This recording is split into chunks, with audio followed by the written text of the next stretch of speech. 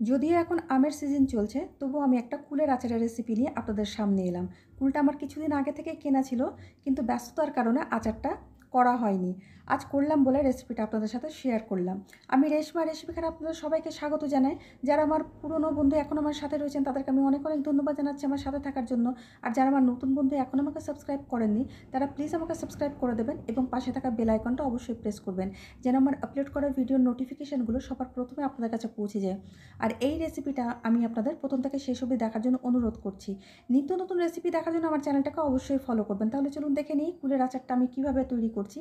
এখানে দেখুন আমি 200 গ্রাম এরকম পাকা পাকা টোপা টোপা কুল নিয়েছি। কুলটাকে প্রথমে আমি একটু জল দিয়ে ধুয়ে নেব, কারণ কুলের গায়ে ধুলোবালি ময়লা লেগে থাকে। আমি একটা পাত্রে জল নিয়ে খুব হালকা হাতে কুলগুলোকে এইভাবে ধুয়ে নিলাম। ধুয়ে নিয়ে একটা পাত্রে আমি এইভাবে কুলগুলোকে ছড়িয়ে নিচ্ছি। কুলগুলোকে এই পাত্রটাতে ছড়িয়ে নিয়ে আমি এই কুলগুলোকে রোদে দিয়ে দেবো 2 ঘন্টার জন্য। দেখুন যেখানে রোদ আছে সেখানে কুলগুলোকে আমি দিয়ে দিয়েছি 2 ঘন্টার জন্য। 2 ঘন্টাই যথেষ্ট, এর থেকে বেশি শুকোনোর আর দরকার নেই। 2 ঘন্টা পর আমি কুলগুলোকে তুলে এনেছি। তুলে আনার পরে এইভাবে আমি প্রত্যেকটা কুলকে কিন্তু ফাটিয়ে নিচ্ছি। ফাটিয়ে নেওয়ার ফলে কুলের ভিতরে যদি কোনো পোকামাকড় থাকে সেটাও দেখা যাবে, আর ভেতর অবধি কিন্তু নুন মিষ্টিটা খুব ভালো করে ঢুকে যায়। তারপর একটা কড়াই আমি গ্যাসে বসিয়ে দিয়েছি। বসিয়ে দেওয়ার পরে 1 টেবিল চামচ দিয়ে দিলাম আমি 5 ফোড়ন, আর 3-4টে দিয়ে দিচ্ছি শুকনো লঙ্কা। ঝালটা আপনারা আপনাদের পছন্দ মতন দিয়ে দেবেন। আমি 200 গ্রাম কুলের জন্য আমি এখানে 1 টেবিল চামচ 5 ফোড়ন দিয়েছি। কুলের পরিমাণ বেশি থাকলে আপনারা মশলার পরিমাণটাও বাড়িয়ে নেবেন। আমি 3 থেকে 4 মিনিট গ্যাসটাকে মিডিয়াম ফ্লেমে রেখে এটাকে আমি একটুখানি রোস্ট করে নিয়েছি। রোস্ট করা আমার হয়ে গেছে। এটাকে নামিয়ে নিয়ে আমি ঠান্ডা করে নিয়ে গুঁড়ো করে নেব। কড়াইটা আবার আমি গ্যাসে বসিয়ে দিয়েছি। বসিয়ে দেওয়ার পরে দিয়ে দিচ্ছি আমি 1 চামচ তেল। এই সামান্য তেলেই কিন্তু আমার আচারটা হয়ে যাবে। তেলটা গরম হয়ে গেলে আধা চামচ দিয়ে দিচ্ছি আমি 5 ফোড়ন। 5 ফোড়নটা দেওয়ার পরে আমি ফাটিয়ে রাখা কুলগুলোকে দিয়ে দিলাম। কুলটা দেওয়ার পরে তেলের সাথে আমি 1 মিনিট মতন একটুখানি নাড়াচাড়া করে নেব। নাড়াচাড়া করে নেওয়ার পরে এবার আমি এই কুলের মধ্যে দিয়ে দিচ্ছি পরিমাণ মতো নুন আর সামান্য একটু হলুদ গুঁড়ো।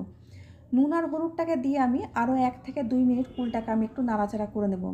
নাড়াচাড়া করে নেওয়ার পরে খুব বেশি এটা ভাজার দরকার নেই তেলের মধ্যে। 1 থেকে 2 মিনিট নাড়াচাড়া করলেই কিন্তু যথেষ্ট। এবার আমি এর মধ্যে দিয়ে দেবো পরিমাণ মতন মিষ্টি। আমি মিষ্টির জন্য এখানে আমি গুড় ইউজ করছি।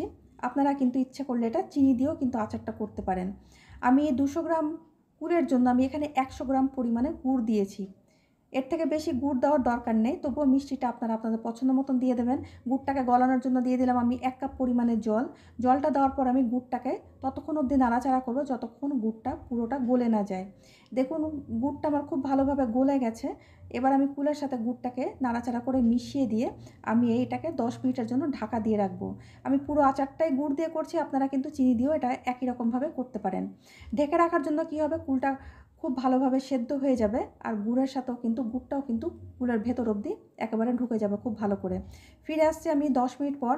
দেখুন 10 মিনিট কুলটা কিন্তু ফুটে যাওয়ার পর কত সুন্দরভাবে টোপা টোপা হয়ে ফুলে ফুলে গেছে, আর গুড়টা দেখুন ঘন হয়ে এইভাবে তার তার হয়ে গেছে। যখন গুড়টা এরকম তার তার হয়ে যাবে তার মানে আচারটা আমার হয়ে গেছে। এর থেকে বেশি আমি আর শুকনো শুকনো করবো না, এটা ঠান্ডা হয়ে যাওয়ার পরে কিন্তু আর একটু জমে যাবে। এবার যে আমি ভাজা মশলাটা গুঁড়ো করে রেখেছিলাম সেটাকে আমি দিয়ে দিলাম, মিশিয়ে দিলাম খুব ভালো করে। মিশিয়ে নেওয়ার পরে এবার গ্যাসটাকে বন্ধ করে আচারটাকে আমি ঠান্ডা করে নেব। ঠান্ডা করে নেওয়ার পর আমি আপনাদেরকে সার্ভ করে দেখাচ্ছি। দেখুন কত সুন্দর হয়েছে আমার আচারটা। এটা দেখতে যতটা সুন্দর হয়, এটা খেতেও কিন্তু অসাধারণ টেস্টি হয়। আপনারা শুধু শুধুও খেতে পারেন, বা ভাত দিয়ে রুটি দিয়েও আপনারা এটা পরিবেশন করতে পারেন। আর এই আচারটা ফ্রিজে রেখে আপনারা 10 থেকে 15 দিন আপনারা রেখে খেতে পারেন। আর যদি আরও বেশি দিন স্টোর করতে চান, তাহলে এর মধ্যে কিছুটা পরিমাণে ভিনিগার মিশিয়ে দেবেন। ভিনিগার মিশিয়ে দেওয়ার পরে 4 থেকে 5 মাস আপনারা ফ্রিজের মধ্যে রেখে এই আচারটা কিন্তু খেতে পারেন, এতটুকুও নষ্ট হবে না। তাই সুন্দর রেসিপিটা আপনাদের কেমন লাগলো অবশ্যই একটা কমেন্ট করে জানাবেন। আপনাদের একটা কমেন্ট কিন্তু আমাদের উৎসাহিত করে সামনে এগিয়ে যাওয়ার জন্য। ভালো লাগলে একটা লাইক করবেন, একটা শেয়ার করবেন। আর উপকরণ জানতে কোনো অসুবিধা হলে ডেসক্রিপশন বক্সে গিয়ে দেখে নেবেন, সেখানে আমার সমস্ত উপকরণ দেওয়া থাকে। আমি আবার আসবো অন্য কোনো দিন অন্য কোনো রেসিপি নিয়ে। ততদিন আপনারা সবাই খুব ভালো থাকবেন, সুস্থ থাকবেন।